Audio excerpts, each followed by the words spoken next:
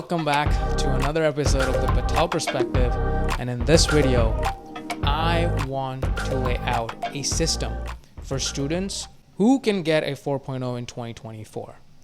Now, I have been a person all throughout my life of just working hard, maybe not working smart. And so throughout the years, I have it's a personal self-improvement journey academically to figure out how to do well in classes. I thought I figured it out in undergrad, but being in PA school and graduate school, it's a completely different ballgame. And so in this video, I really want to present a system that not only works for undergraduate students, but for professional schools as well, whether it's med school, dental school, PA school, of course. And so without further ado, let's get started. Why would you even believe me? And so I have 3 reasons why you should believe me and the system that I'm about to present. And again, it's not that following this system to the T will help you out in getting a 4.0. It's that the system is also modifiable. And you will see when I go into the explanation of why this system works. The first reason why you should believe me is because during undergrad, my GPA was 3.83, and this was in one of the most prestigious universities in my state, all right? And going to a private school, my classes were really hard compared to the public schools that my state has. And so I'm from Pennsylvania. I went to the University of Scranton, and the classes were super hard. And so by taking upper level classes, by following science-based, evidence-based techniques, I was able to get a 3.83 GPA. In PA school right now, I am in quarter 3. Right now, my GPA is 3.91. And last quarter, I got a 4.0 finally, second time in my life. But first time in graduate school, it feels like a great accomplishment for me because this is what I always wanted. And then lastly, we have a large class size, and I'm the historian of the class. So I have to be extroverted and talk to different people. And I have really found out that many people learn things very differently. And so I'm going to try to incorporate everything that I have learned from the people that I talk to at school. And my hopes is that this will help a lot of the students out, whether they're in undergrad or professional schools, and to ace the exams that are offered in your schooling. And so before we get started, just a quick note. You don't need to have a lot of steps in order to master a material. You don't have to pre-read materials if you don't want to, because 99% of students don't anyways. I'm not going to say pre-reading is waste of time, but sometimes as students, we really don't have time, especially if you are in professional schooling. And the people who I know from school, they don't pre-read, but they still have a 4.0 somehow. And so, including myself, I don't pre-read anything before a lecture. And so it's what you do with the material that you are faced with, and that's what determines your success in your schooling. So the first thing you really want to do when you sit in a lecture is that you want to ask yourself, what are you going to do in lecture? Are you just going to sit through the lecture, listen to the lecturer, and think through the things that are being spoken by the lecturer? Or are you going to do some active work like making flashcards or making your own notes? And so that's for you to answer. A lot of people in my class will make Ankis. Anki is a very famous flashcard software used by medical students, PA students, and probably a lot of professional students too. And so a lot of people, my friends who I sit with, they do the Anki. I don't do the Anki because I'm not good at it. And so what I tend to do is I tend to make my own notes. And it's nothing magical. But what I do is I format the PowerPoints in class that the lecturer has. So for example, I'm going to pull this right in view. So this was our anemia lecture. And so what I would do is I would try to make charts, tables, graphs in things that make sense to me. And if it makes sense to me, I could format the PowerPoint in a way that makes sense to others if I happen to share this PowerPoint to my fellow classmates. And so you can see here, like, you put everything into tables and you can go through these definitions, okay? But the key here is if we scroll through this PowerPoint that I made, and some of the things are just copy and paste from the lecturer's PowerPoint, all right? And it's pictures, it's important pictures. This is a picture too from the PowerPoint. And what I really want to do here is I want to format the PowerPoint in a way that makes sense to me and preferably to others who I'm sharing the PowerPoint to. And so that requires, first of all, understanding of the material so you can organize the PowerPoint in your own way. And what you might be a person that is into study guides. So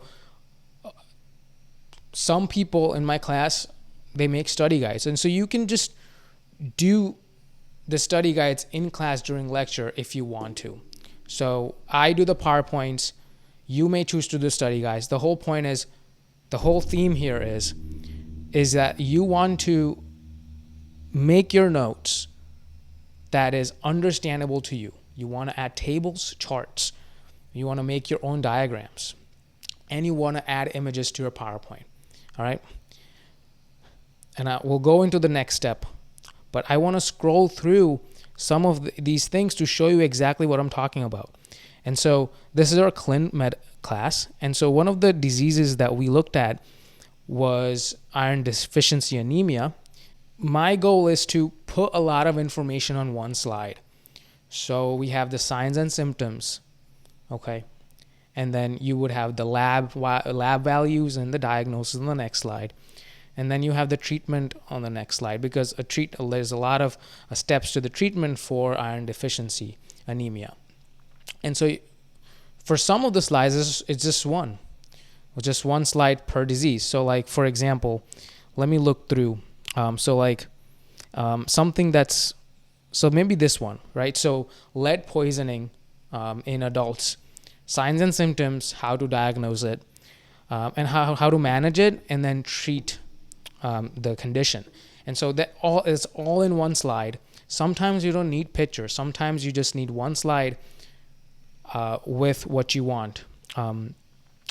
Important things that you want. You have to try to, so with PowerPoints, you also want to think about what is the big picture, big ticket item, high yield item. And so that is how you will be formatting your PowerPoint if you want the most out of your study routine. Next thing, the step 2 of this would be actually making active learning strategies from your study guide or the PowerPoint that you have made from the lecture slides. So how are you going to do this? So a lot of people who I associate with in school, some of them are really good at making flashcards. So I would just use their stuff. But here are some ways to make efficient flashcards from your own notes. So for anatomy, so let's just get through anatomy first. So anatomy and physiology, there's a lot of information. You really want to use image occlusion for that.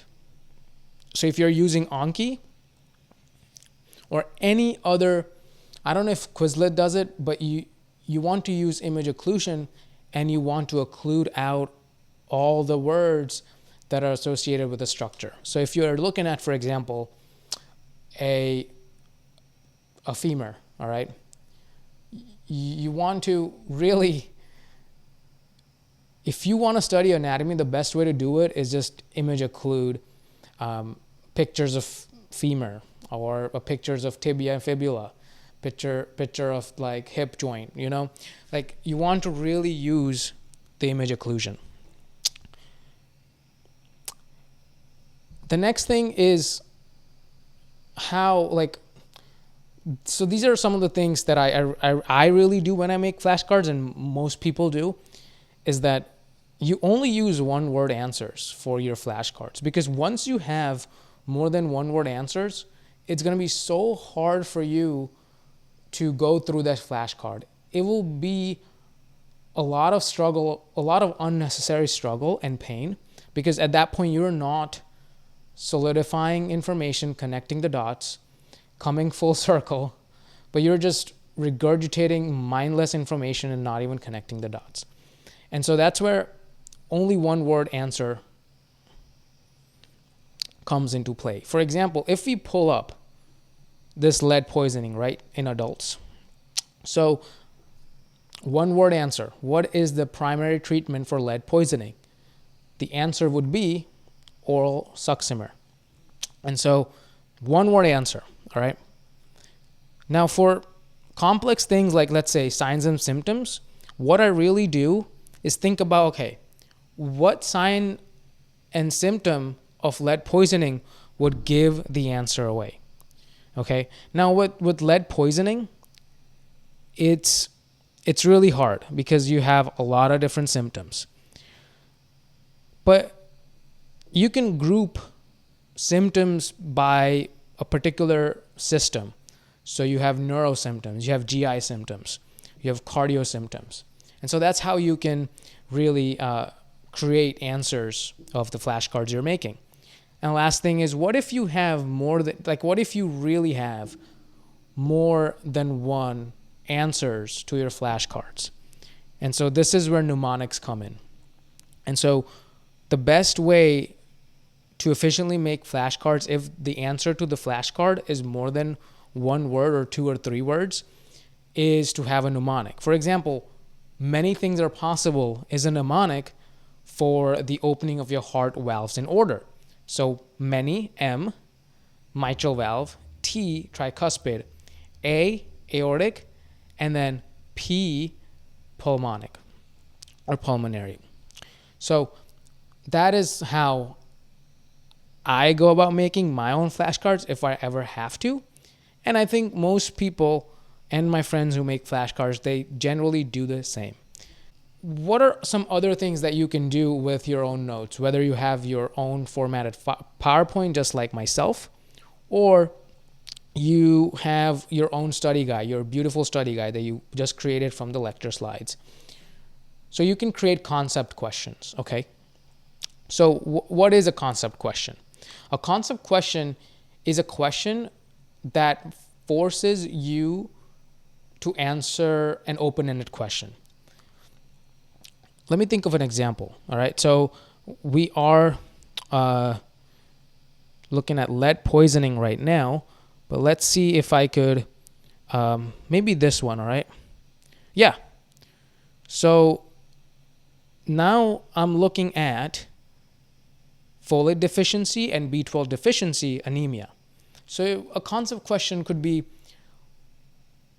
on labs, how can you differentiate folate deficiency and B12 deficiency? And that's how you would, so you could have this in a Word document or in your notes app or any sort of note-taking app that you prefer. But these are concept questions that you really want to answer, because what they will do is they will help you connect the dots between two related things but differences, meaning folate and B12 both cause anemia, but their labs will be different, their signs and symptoms will be different. And so you really want to create those questions so that you can grasp the overall concept. And so I love those. And another example will be like when we were talking about iron deficiency anemia. A concept question for that might be, how does iron deficiency anemia differ from alpha thalassemia? So those are the questions that kind of create connections between two topics by just simple observation. You're also highlighting the key differences because they're under the same branch of anemia, like microcytic anemia.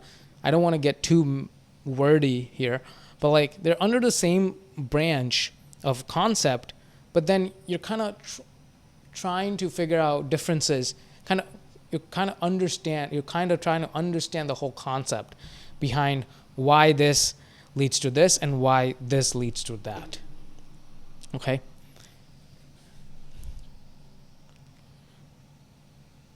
So next thing that me and my friends did was we created our own practice exams. And so how that will look like is, so if you are 3 people, you would write maybe 20 questions each, and that would be a 60 question practice exam. And you don't have to do it for all the classes, but I think the best class that I think helped us out was anatomy and physiology, and also physical diagnosis. Physical diagnosis is a class that we take to learn diagnosing stuff physically, like what kind of tests you are doing, like physical tests, like let's say checking out ear, nose, and throat, palpating, listening to heart sounds, and all that stuff. And so that class also creating questions, making our own practice questions really helped us out, because when you and your friends try to make a practice exam, what happens is you have your own strengths of material that you know. So maybe I am really good at, let's say we have an exam on cardiopulmonary and abdominal, right? I might be really good at cardio, but at my abdominal or my GI and my pulmonary system anatomy might be really weak. But my other friend might have strengths in pulmonary, but he might be really weak in cardio. And so we can create hard questions based on our strengths, and those would reflect on the practice exam. And then we cover a lot of different concepts in those practice exams so that whenever we are dealt with a similar type of question on the exam, we definitely get that right. And I can tell you there's a lot of times we have created questions, and sometimes they end up being on the exam, and it's just so magical. So next thing you want to do is do question banks as much as possible, because we all know that question banks are really helpful in terms of if you get a question wrong, they will have enough explanation to help you solidify the concept in your mind, or whatever concept that you may be lagging on. For us, for PAs, it's Rosh Review. For medical students, it might be UWorld, but I'm not sure. But you really want to utilize question banks. I mean, I think it's a no-brainer. Even if you do like 5 to 10 questions and understand what you have gotten wrong, I think it really just brings the ball home. Next thing is just using other people's resources, whether it's flashcards, charts, diagrams, study guides. I'm so grateful that I have a large class size. Like we have 68 people in our class, and everyone is sharing their resources all the time. And it's one of the most pro-social behaviors that you can have when you are going to school. And so you have all these. I am blessed to have all these resources, charts, diagrams, study guides. It's so many helpful resources, not even just mundane, but like so many helpful resources that has just really elevated my study game, and helped me get a 4.0. And so I think random tips that I really want to put it out there is, initially when you learn something, it should be done in isolation. Like whenever you are going through that initial bit of information from your lecture, you should be engaging in deep work sessions until you grasp that concept. Because if you are just jumping into a study group, well, you can if you are that type of person, but like initially what you want to do is have a deep work session, understand, go through the material first, and then maybe you can have your study group. Second thing is, make sure that your study routines and study session is fun. Make it fun. So if I'm studying alone, what I'll do is, okay, I'll study for an hour, I'll study for an hour and a half, and then I'll do some content creation. Or I will go on YouTube and watch a video. So those are the things that I do. Or I'll go work out and then I'll come back and study. And then I do something else. So mixing your study sessions up into doing different things is very beneficial for you to not burn out. And then group study sessions are always fun for me. And again, like one of the tips that has helped me is, I think from Ali Abdal, is changing up your study environment. And so I utilize coffee shops so much. Currently I'm in Savannah, Georgia, and we have a lot of coffee shops. And that I didn't have that back home in Pennsylvania. And I'm like, I could do this and it's so fun. I can have a coffee in the morning. And I go to a place where I have free black coffee refills, which is just crazy to me because I come from a place that has not that luxury. And so what I do is on the weekends, I just go to a coffee shop and start studying until I'm tired. And I'll usually invite whoever comes, I usually invite my friends and whoever happens to come.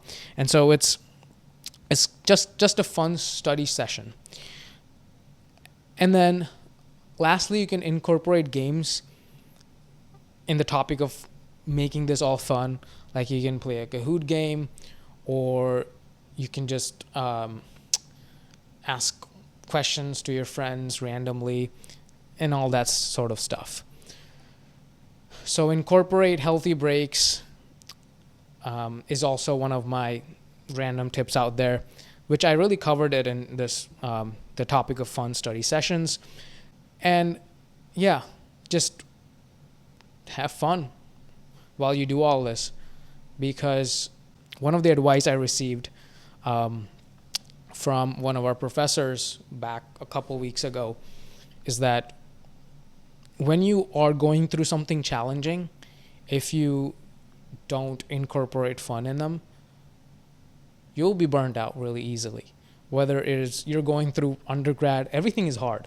Undergrad is hard, PA school is hard, medical school is hard, working in healthcare is hard. Everything is going to be hard.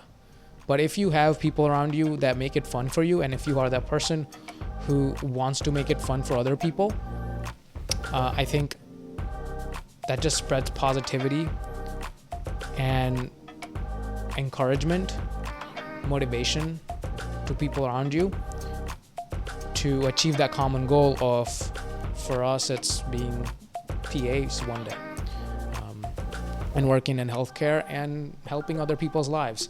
And so whatever you do it with a smile, do it with fun. Stop complaining, because that's not gonna reduce the pile of work that you have. What's gonna ultimately reduce that pile of work is actually start working from today and working smart like we just talked about. And so thanks for watching. Thanks for listening. If you happen to listen to this podcast, a lot of videos will be coming, different topics. We don't stick to one topic.